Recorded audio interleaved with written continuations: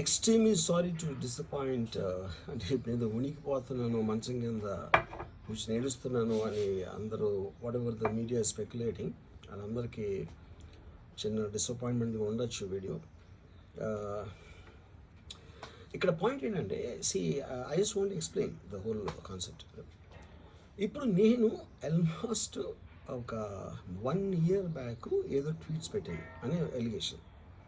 ఆ ట్వీట్స్ ఎవరో మనోభావాలు దెబ్బతిన్నాయి.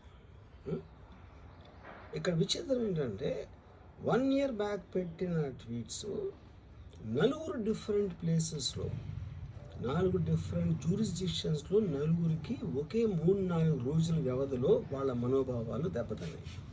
వాళ్ళు ఆ పరంగా కంప్లైంట్ ఇవ్వడం, కేసులు పెట్టడం జరిగింది. ఇక్కడ పాయింట్ 1, ఎవరి మీద అయితే నేను పెట్టానని వాళ్ళు చెప్తున్నారో వాళ్ళకి లేదు, ఎవరో థర్డ్ పార్టీ, అసలు సంబంధం లేనివాడు.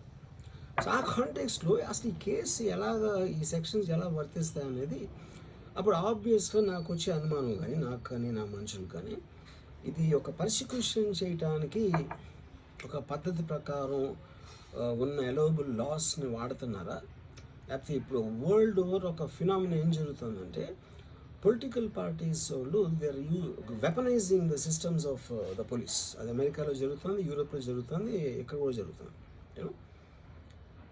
అప్పుడు నేను ఏ ఒక్క వ్యక్తిని, ఒక పోలీస్ ఆఫీసర్ని కానీ, ఒక పొలిటికల్ పర్సన్ కానీ నేను బ్లేమ్ చేయట్లా. I think it happens in certain ఒక ఏమంటారు దాన్ని, ఒక వే. అది అందరూ కూడా ఎంతో కొంత అది చేయటానికి టెంప్టేషన్ ఉండొచ్చు.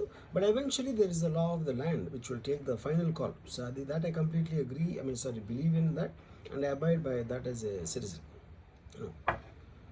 సో ఇప్పుడు ఇక్కడ జరిగింది ఏంటి, నాకు ఒక నోటీస్ వచ్చింది, నేను ఒక రిప్లై ఇచ్చాను, ఫలానా చోట ఫలానా తారీఖు నేను వస్తాను.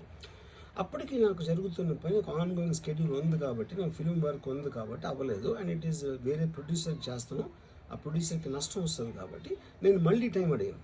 ఇదేంటి కేసు, ఇదేం అర్జెంట్ కేసు అంటే 1 year తర్వాత ట్వీట్ చూసిన అతనికి 1 weekలో అన్నీ అయిపోవాలనేది ఏమన్నా మీనింగ్ ఉంటుంది అసలు దానికి?